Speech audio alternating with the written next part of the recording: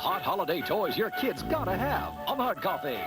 We are charging you and your co-defendants, the white racist media, with counts of being guilty of attempted lynching. That man ain't nothing but hate. That man should be off of the television. I do the fairest, most balanced, most actual program on the air. The accused attacked and even walked off. But did they find him guilty? Find out next Geraldo Rivera Show.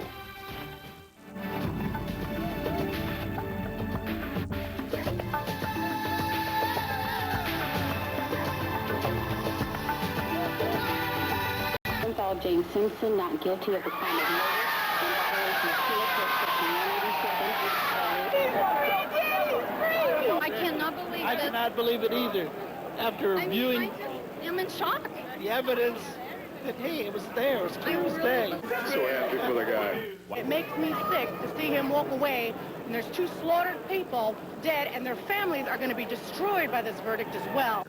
One giant leap for O.J. and one giant setback for mankind and civil rights. I think our system is terrific because even if a guilty person goes free, it's much better than an innocent person being convicted.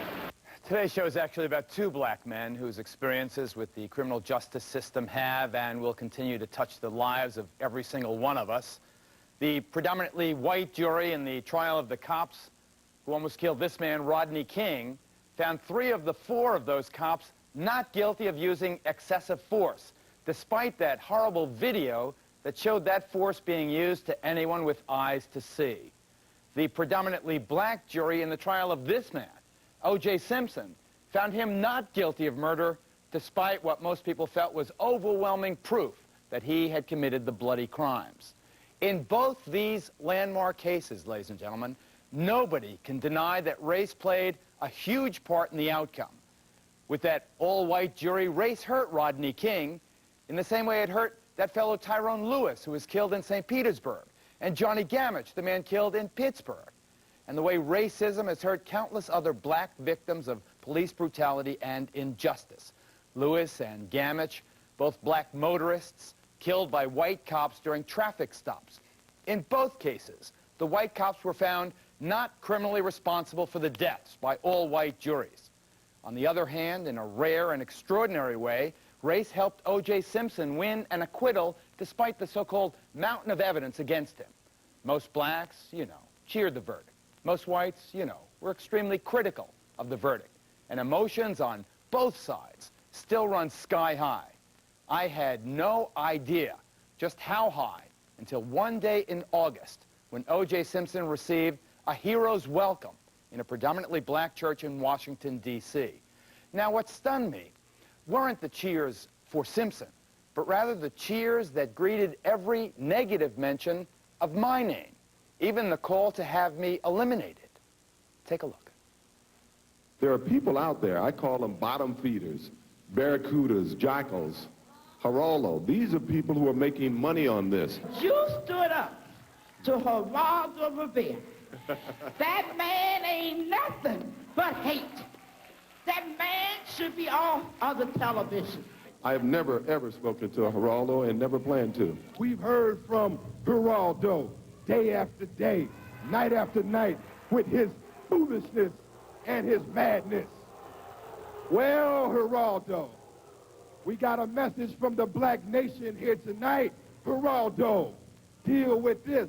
We are backing O.J. Simpson up. I can only give you an impression of Mr. Rivera that I had even before my whole ordeal, is that some people on this earth, I mean, ecologically speaking, we have buzzards, we have jackals, and they must serve a purpose because what they do is they feast on misery and death. Long before my case, this man feasted on people's misery and death. Just look at his shows. His first purpose, his first and foremost purpose is to make money. And if he is serious about caring, he would take every dime, including his salary that CNBC show makes, and give it to victims' rights. What really hurt about that experience was how, to many people, how you feel about O.J. Simpson has become a litmus test to determine whether or not you're a racist. Because I thought that feeling was unfair, even illogical, In early November, I brought that nighttime show to the same Washington Cathedral, and I walked smack into an ambush of my own creation. Take a look.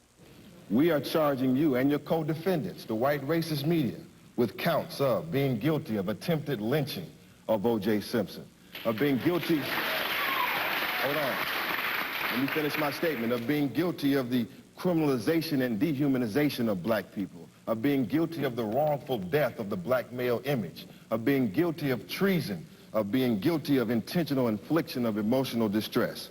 Everybody here in this audience can agree, Mr. Rivera, that you've gone absolutely O.J. crazy, and you need to check yourself.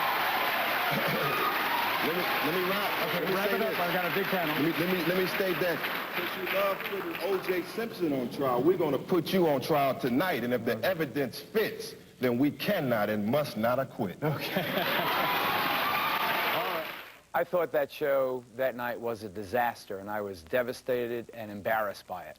Then something curious happened. People, black and white, from all across the country started calling me, most of them thanking me for at least trying to talk straight about the racial divide in our country. One of the most important calls came from a law professor named Jim Moorhead in Washington, D.C., who said something that I had not thought of.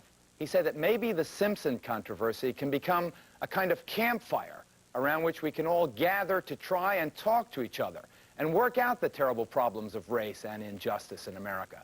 So today we're beginning the first of those campfire sessions that we'll do periodically. I'll do them until you tell me to stop. My first guest today is the author of this wonderful book. Juel Taylor Gibbs is a clinical psychologist and Berkeley professor who has written this book called Race and Justice, Rodney King and O.J. Simpson in a House Divided. Please welcome Professor Taylor Gibbs.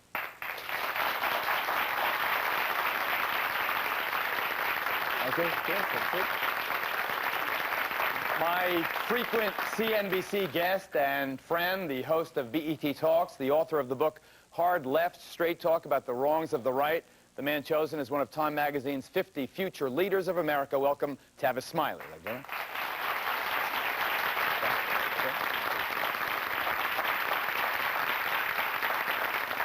I am also delighted to welcome my CNBC colleague, the actor, the author, the social commentator, Charles Grodin is here. There you go.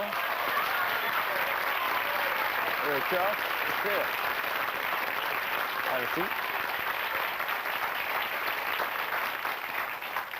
Dr. Gibbs, I'll start reading from the book. The Simpson trial has been a mirror in which Americans can see their larger social problems reflected. It's portrayed the unflattering and harsh realities of spousal abuse, marital infidelity, drug use, sports hero worship, interracial conflicts, black-Jewish tensions, and lethal violence. It's also shown how a rags-to-riches fairy tale can turn into a tawdry tale of rich man's justice. The O.J. Simpson Odyssey was also a saga of the inextricable intersection of race, class, and sex in the American social discourse. So it's a big deal, isn't it? I think it is a big deal. It's been made a big deal. But I also think it's time for us to move on.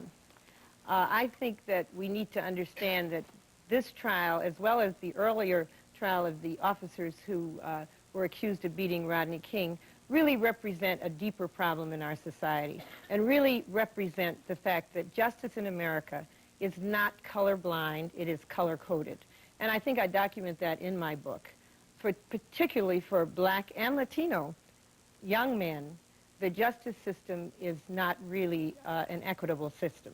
So I think we really need to examine what is happening in our criminal justice system. I think we need to look at the two incidents just yesterday where a jury refused to indict an officer who was accused of killing a motorist in St. Petersburg, and in upstate New York, Pittsburgh, we also had officers who were just really let go after really, it seems to me, murdering Johnny Gamage.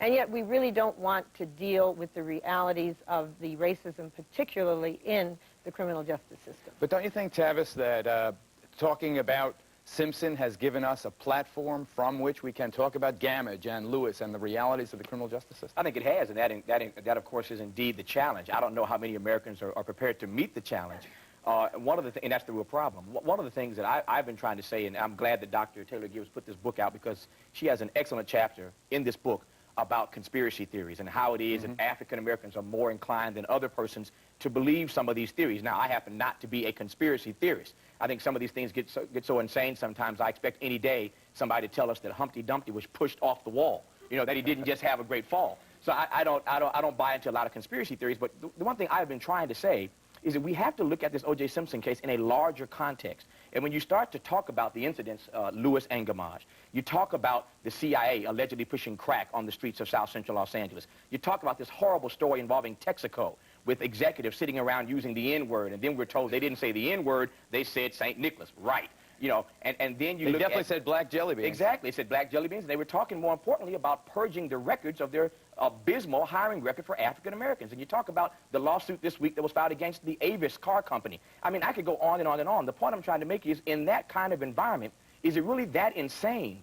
Is it really that unbelievable that African Americans can believe that somehow in the Simpson case and beyond, there is this conspiracy theory to malign, to demagogue, and to demonize African Americans? I don't know if it's that insane to think that. Okay, Charles, what about the oft-heard criticism that you and I should get over it and stop talking about Simpson on a nightly or almost nightly basis?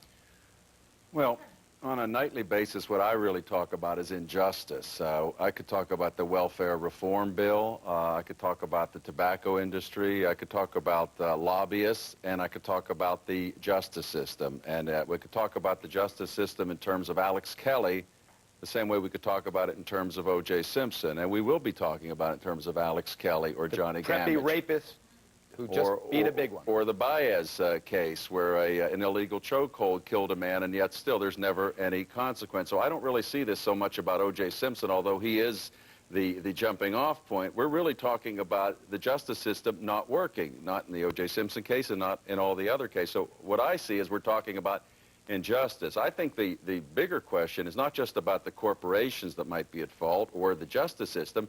It's why doesn't someone like me or millions of other white Americans who consider themselves left of liberal really don't have any black friends?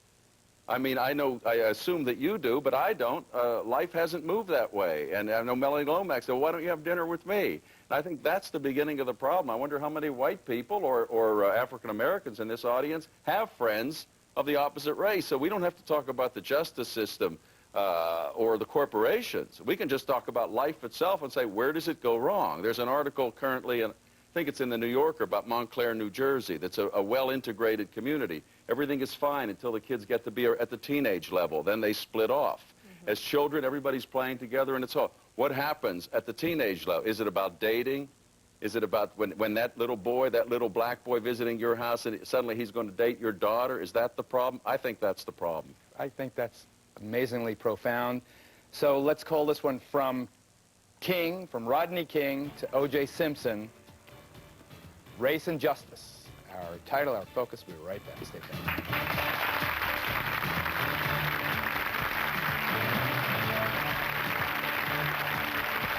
Probably felt that the acquittal of Simpson was not the right verdict, and yet he got a fair trial.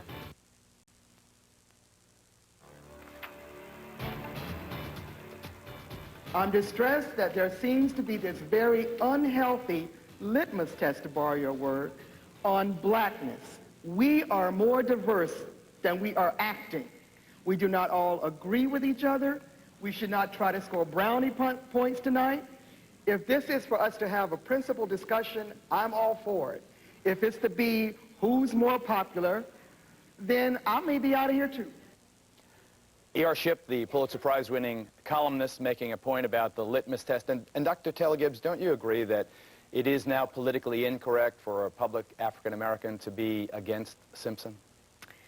I think that generally that's probably true. But my own experience, you know, I'm the only person who did research in the black community after the Rodney King, the verdict in the Rodney King case, and then after the Reginald Simpson, Denny. That's right. After the Simpson case, I called some of the people whom I had talked to, 67 of the top leaders in Los Angeles and over 175 young people. I called some of them back and said, what do you think? And I must tell you, there is and was a variety of opinion in the black community about the Simpson verdict, just as all blacks were not really thrilled with the verdict, just as all whites were not unhappy with the verdict. So I think that one of the things that happens in the media is that the media likes to create black and white. They like to create opposites, so that they have portrayed the black community not only around the Simpson verdict, but they have portrayed the black community as a unidimensional community. We have middle-class people, we have educated people, we have inner-city people who are poor and uneducated, we have good people, bad people, criminals, people who are not criminals. And yet there is this unidimensional image which also fuels the stereotypes, particularly against young black males. And I think we do really have to acknowledge the fact that many blacks probably felt that the acquittal of Simpson was not the right verdict, and yet he got a fair trial. And I think this is the thing that people are missing. He had an open trial, it was fair, it was seen around the world every day for a year by all of us. Judge Ito, I think, bent over backwards to be fair to both sides. Now, when that jury came in with that verdict, that's the way the American justice system works, Geraldo. But I think it's fair to criticize both juries, just as I think it's fair to criticize every jury in the racist South during the days of Jim Crow who falsely acquitted white people accused of crimes against black people. I think it's wonderful to criticize juries that falsely convicted black people for crimes against whites. I think that criticizing juries is as old as journalism, and it goes back to that Dreyfus case at the end of the 19th century. Tavis, why should we get over it? Why not embrace it and use it to bring us together? Again, I think it goes back to what I said earlier. I think we certainly ought to do that. I just am not so sure that this country is prepared to have an open, honest conversation about the race question. I've said before, and I'll say again, I think racism is the most intractable and the most egregious problem in this society. I think that very issue threatens to tear this country apart at its very fiber. But whenever you say the word race, people start going, ah, they run. You want to clear out a dinner party, just say race, and people start scattering. We don't want to have this open, honest conversation about it. But let me go back very quickly to the question you asked Dr. Taylor Gibbs about politically incorrect. We need to understand this. It is as politically incorrect in certain circles of the black community to be opposed to Mr. Simpson or to think that he is guilty, just as it is also equally as politically incorrect in white circles to think that Mr. Simpson is innocent.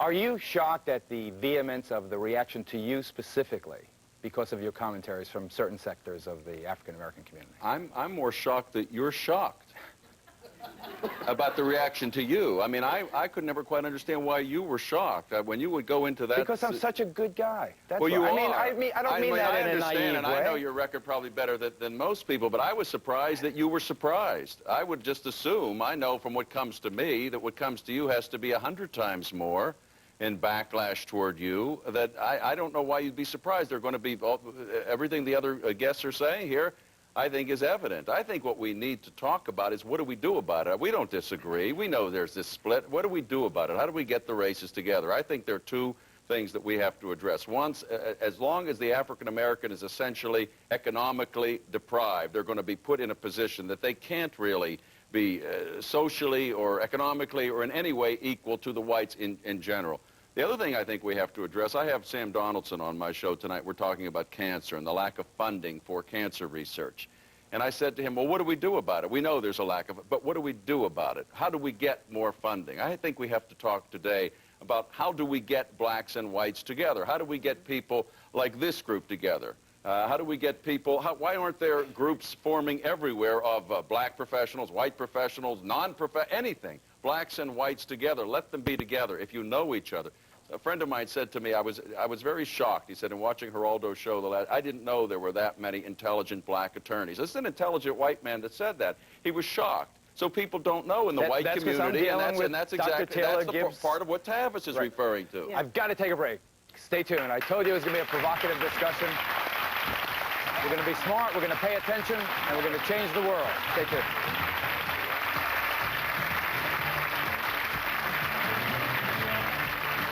Taken away in handcuffs, a 6-year-old accused of... Asked the question repeatedly, why you? Why, on my show the other night, you asked why with all the other persons covering this trial. You tracked CNN the other day for 6 hours, and they were covering it. Why have many in the black community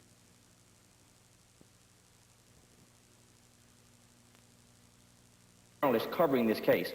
I think many in the African American community have seen you become personally involved, not just as a not just as a journalist covering the case, but you befriended the Brown family, you befriended the Goldman family, you had them on your show, they've been at your house. We know this from hearing you say it on your show, we read it in the paper. I think many are put off by the fact that you stepped across the line of journalism and journalistic integrity as they see it, and became personally involved.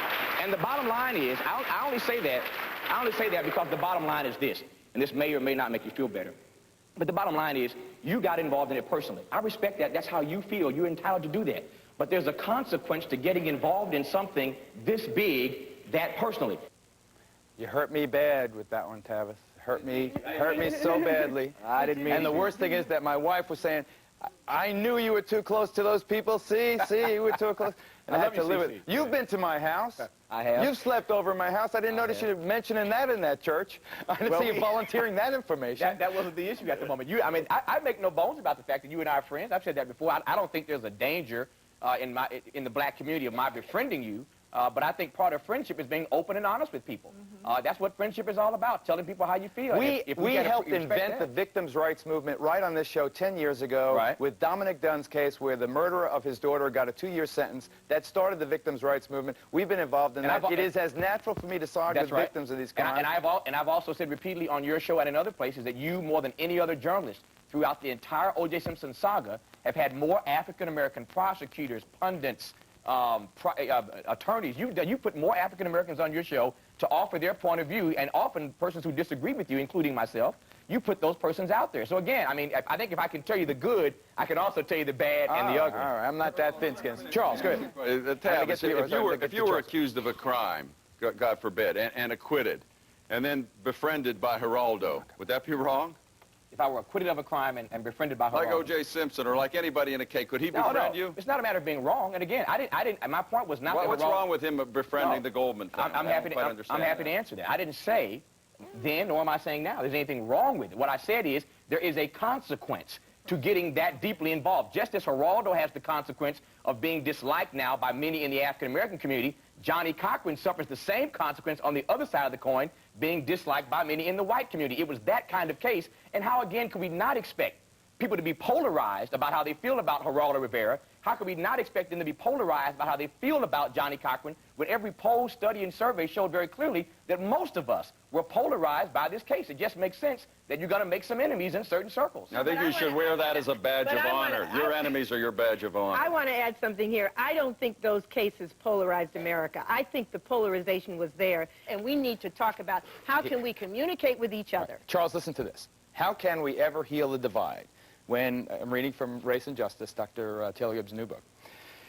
This is she cites a survey from February of 1996. Do you know that nearly 40%, 4 out of 10, 2 out of every 5 black men, ages 20 to 29 in California, are either in prison, on probation, or on parole? 8 times the rate of white men. How do you beat that? You have to deal with the opportunity and what happens to these young black men, because it's not the same thing in this country to be a young black man as it is the same white man. We have to address that opportunity so 40% of that population isn't in the prison system. And because they are, this is what was making a lot of white people nervous. So that boy that's coming over to take out your daughter, is he on parole? Is he on probation? That's what white people are afraid of, but it starts with economic opportunity for the young black kid who's not going to end up in the prison system, who has other opportunities, because the doors aren't open sufficiently in this country. Respectfully, though, Charles, and I'm your friend, but we've got to put our money where our mouth is as well. You talked earlier about you've been saying what ought to be done. We've got to do this, that, and the other. I totally agree with you. But those who have the opportunity on a daily and nightly basis to do that oftentimes shrug that responsibility. You talked earlier, for example, about the fact that we ought to be talking about issues of injustice, as you put it. Right. You mentioned Gambage. You mentioned a bunch of other cases. Right. Well, one has to then ask the question, if you have the opportunity on a nightly basis to talk about injustice in theory, why do you choose more often than not to talk about one case involving injustice to the chagrin of the other cases? Well, that's not what I mostly talk about. You spend more nights talking about O.J. and the injustice in that case than you do anything else combined. As far as court cases. Exactly. But not as far as the welfare reform bill, not as far as lobbyists, as far as certain Republicans and what they want to do. The show is not dominantly O.J. Simpson. Sometimes it's twice a week, sometimes it's once a week. But it's not that. It's always about injustice. And that's what I mean to do on every time we're selecting a topic, I say, why is this important? For that reason. Well, this is important. We've got to take a commercial break. We'll be right back. Yeah, but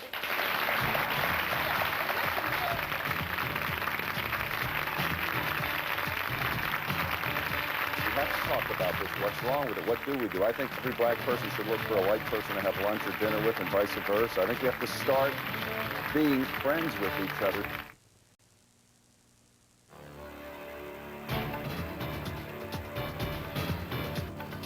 And so your Jewish backers have put you out front. I am very proud. I've got a Star of David They have tattooed put right you there. out front. They have to nothing. try this case every night on public television so that the jury that is not sequestered can see you try it every night, and you will impact on the I have panel put of the jury. more African-American intellectuals on the air than any producer in the history of television. I do the fairest, most balanced, most factual program on the air, Khalid.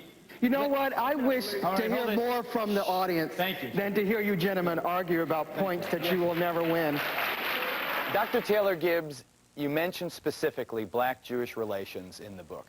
Is there something more raw about that than about the larger question of black-white relations?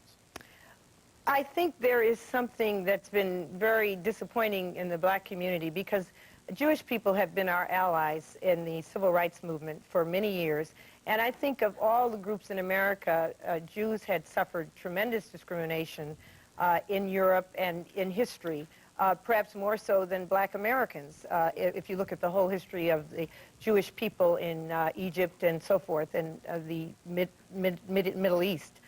And I think that after some of the organizations took a stand against affirmative action, that then we began to see some differences. So I think that there has been some disappointment. But I also think that many, many Jews continue to be very active in the civil rights movement, if we can call it a movement. And I think many Jewish writers and Jewish intellectuals have, in fact, continued to be concerned about the issues of race and justice. But there has not been the same level, I think, of commitment to changing the status of black Americans, as Mr. Grodin just said. Charles, do you think that Jewish Americans are turning off to civil rights? I hope not. I really don't know. Not this Jewish American. Well, I think there's prejudice in all races, and there's good people and bad people, Irish, Italian, Spanish, blacks, in all races. And I watched the O.J. trial inside out. And I just wanted to say I got to know Geraldo and Charles. I watch his every night. Jeez, come on. Yes, ma'am. I'd like to know where does a female go to get the you're speaking about the male. Right. There are female that go through the same criteria as the male. Where do you go get You mean to get justice? Yes. Oh, that's another big question. So much Oh, I know. violation going on. I know. I don't know if we're going to be able to answer that today. Yes. I think you're right about that.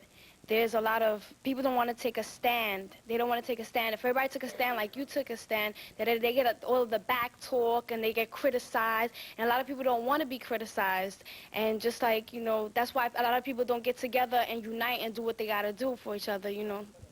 Right. Thank you. All right. Wait, one more. There we go. Yes, ma'am. I really have a comment more than a question. Go ahead. Comment to it. If we don't start very soon learning to respect each other, living together with each other, we still live in the best country going, and we're going to destroy our own democracy. Yeah, thank you. Thank you. Let me, Charles, were you not put out by the fact that in the election campaign, nobody mentioned race or affirmative action was not mentioned, civil rights were not mentioned, except in a negative context? I'm disgusted by the election process as much as I am the judicial system. I don't understand the judicial system. It seems if you want to watch people lie, watch a trial. If you want to watch people lie, watch an election campaign. I'm disgusted by both, and we're going to be talking about how do we change the system, the election system and the judicial system. That's what I'm interested in. I have my feelings about O.J. Simpson. He's just a little part of this whole thing. But we have to talk about this. What's wrong with it? What do we do? I think every black person should look for a white person to have lunch or dinner with and vice versa. I think we have to start being friends with each other start with that one tiny step, and it's not happening. Well, part of the problem is that we are socially separated. We are separated in our neighborhoods. And isn't the separation increasing? Increasingly, we are separated. Not only are we separated in our neighborhoods, in our schools, in our churches, the only place we actually come in contact with each other is on the job. And because of the job situation, blacks and other minorities are usually not in the executive suites or the boardroom. And we heard what happened in the Texaco when their executives were talking, calling people black jelly beans. Well, unfortunately, I was in Los Angeles last week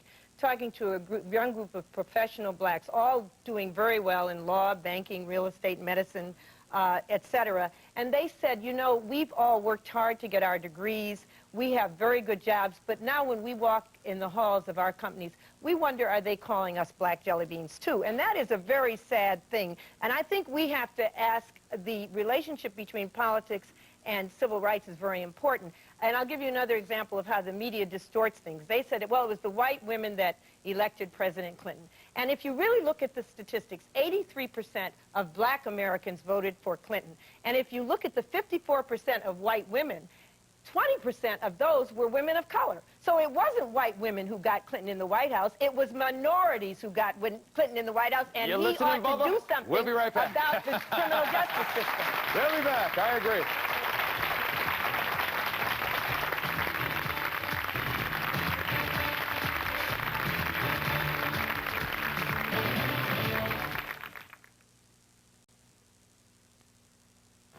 Member of the United for Success organization in Philadelphia under the leadership of Kabir Das.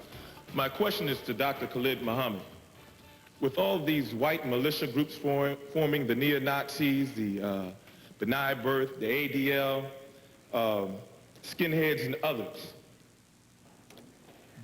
what would your suggestion be? Why would you put all of those together? Me, what would your suggestion This is not going, I mean, you're comparing the ADL and the B'nai B'rith to the What we're discussing is neo-Nazis. racism here, Geraldo, and I'm discussing another factor of racism. We've seen what's happened right there in St. Petersburg, Florida. Yes, and that's a real issue. Stick to that issue. That's a real issue. And White the officer issue that I'm stopping a black motorist, he ends up dead for no apparent reason. Exactly. So That's my a real question issue. is to Brother But Khalid, stop this how do we anti-Semitic confront spewing. these new forming militias? Should black men take up arms? Should black men take up arms? Is that the question? Yes, sir. My God, is that where this discussion is going? Would you allow him to answer the question, sir? Bishop, is that where we want this discussion to go? Absolutely. Should black men take up arms? That question is not permitted on this program. I'm going to take a break. If you don't want me to answer that? No, Khalid, I do not. I do not. I do not. That is an appalling question. Is there a danger that the disenchantment will run so deep that the reconciliation that Charles offers as the only hope won't happen, that instead what the Kerner Commission correctly labeled two Americas, separate and unequal, will only become more separate and more unequal? I hope not. First of all, every time I see tape of that, I have recurring nightmares. Me too. I see tape of that I've show. never seen it. I've never seen the show. I refuse to watch it. No, I think the answer to the question is yes, that danger, in fact, does exist. I think that the answer to this problem really is a simple one. I mean, it's one that we have to step to the plate on, and it takes a lot of work and a lot of effort, but it's really a simple answer. The problem is on this race issue, as I see it at least, in my own humble opinion, as long as African Americans primarily are the only ones who are jumping up and down talking about the race problem, and when you do that, people say, get over it, quit beating a dead horse. As long as we're the only ones saying that, we might as well be the boy who cried wolf. Nobody ever pays attention. No one's going to listen. I think what it really takes is responsible, specifically white males who are empowered to step to the plate and talk about this on a consistent basis. When Bill Clinton, for example, talks about race, people listen. When the head of corporations talk about race, people listen. I mean, when Bill Bradley, the retiring senator from New Jersey, talked about race early and often in his political career, people listened. Even Jack Kemp, although he angered me by flip-flopping on affirmative action, Jack Kemp has a very good record on civil rights. When Jack Kemp talks, people listen. So if you get more white men talking about this, then we can really have a conversation. But it can't be black folks, the only ones day in and day out, decrying the race problem in this society. Charles, the only time we talk about affirmative action now is in the negative context. Let's end it. The only time we talk about civil rights is get over it. The only time we talk about immigration is anti-immigration. Do you see a trend here, or are we getting, or is the white majority getting more selfish? Yes, the white majority, I believe, is getting more selfish. What I try to do, I did a series of shows where I'd have 4 black professionals on, and the only question I said, tell me about your experiences of racism as you were growing up, wherever you grew up. And the audience watched this and they said, ooh, that's shocking. Here's this perfectly nice man, not their image that you get in the media of whatever, in the movies or television or what a young black man is, but these guys with suits and ties and the ladies, everybody looked good, and they said, and I went and I couldn't, they wouldn't serve me lunch. And the audiences looked and said, this is the kind of person they were. That's the kind of thing, once we understand that we're really all exactly the same, that we all bleed exactly the same, that the black people went out and fought for the country and weren't allowed to vote, and they weren't allowed to sit at the lunch counter, but they were allowed to die. Once the white population really gets that through their head, they'll become so embarrassed and ashamed that they'll get behind it. It won't only be black people talking about it. There's enough racism in this country to be sure. But I think a lot of this, as Charles said, a lot of it isn't racism. A lot of it is just ignorance. A lot of folks are just ignorant to the behaviors and attitudes and experiences of other people. But Geraldo, here's a question, though. Beyond that, though, what is it going to take to get people to understand what Charles is saying? You got Rodney King, you got O.J. Simpson, you got Gamage. The list goes on and on and on. And black folks keep saying, what is it going to take to move from beyond the rhetoric to action? What else do you need to see to understand that there is this great divide, one America black, one America white? Right back. Race and Justice. From Rodney King to O.J. Simpson. Thank you.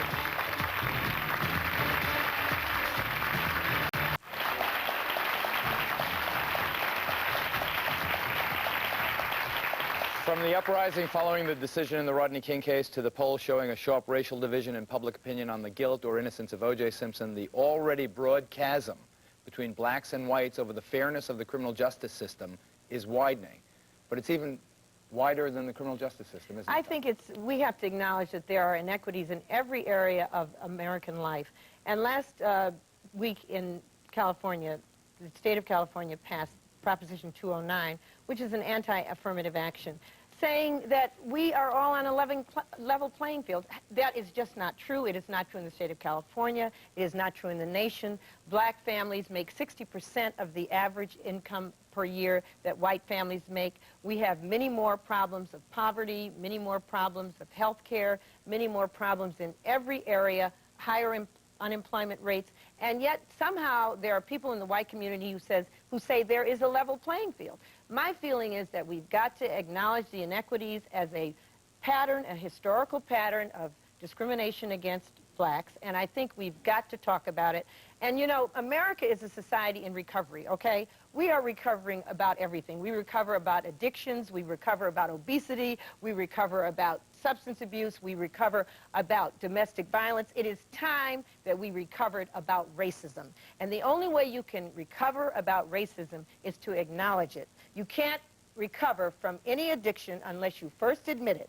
As long as we are in denial about racism, racism will continue to exist. I think that we have to have an open, honest dialogue, and the criminal justice system just happens to be one of the most obvious places where people can see inequities, and we don't even want to admit that. So until we have an honest dialogue about these inequities that continue after the Americans have been in this country since 1619, over 350 years, and we still are not equal. And we have got to step up to the plate as a society and find ways to equalize these inequities in education, in employment, in the criminal justice system, in health care, in every single institutional arena of American life. And that's when we will have a true democracy. In the nature of a summary, I'll give you both a minute.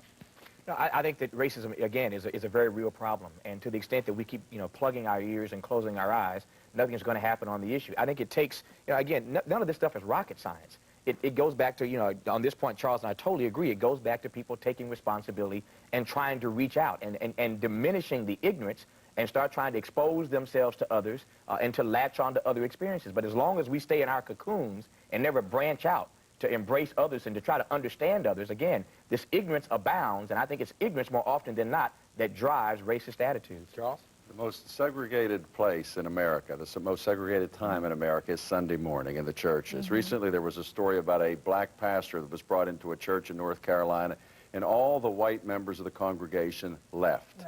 They said, we can't sing our hymns together. The black people sing it differently than we do. One white man, he says, well, this is an incompetent pastor. He wasn't incompetent at all. He was brilliant.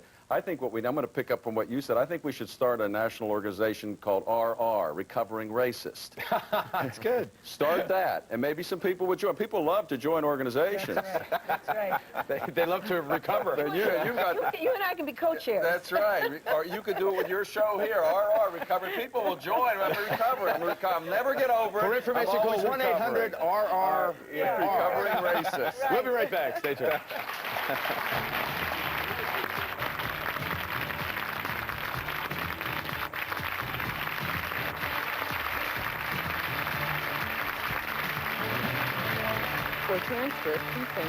First, I'd like to thank our guest, Charles Grodin. You can catch him on CNBC, 10 o'clock Eastern Time. It's live. Dr. Joelle Taylor Gibbs, her wonderful book, Race and Justice, our inspiration today. Tavis Smiley's Straight Talk About the Wrongs of the Right, Hard Left, it's called. I'm sure we will gather again. Deborah Mitchell, you know, our supervising producer, was with me that ill-fated night in Washington. Yeah, and just like Tavis, when I think about it, I really get sick to my stomach, and I go, it was just crazy. But one of the things that I heard that when I came back was that people commended you on the fact that you had guts to go down there, and at least you tried. You tried to make a difference. And that's all you can really do, is try. But we're going to keep trying. You know, just a very brief, I don't want to sound too highfalutin, but I just want to give you a very brief note on it. At the end of the 19th century, the last century, there was a controversial case in France involving a guy named Dreyfus. He was falsely accused of treason. Before that scandal was over, France was changed forever. Now, as the United States approaches the end of this century, the 20th century, we have the Simpson saga. And before it's run its course, I really do think that this country will also be changed forever. And I hope that programs like the one you have just been watching help make sure that the change is one that brings us closer together, not further apart. Again, I thank our guests. Thanks for watching. We'll see you next time. All right, bye-bye.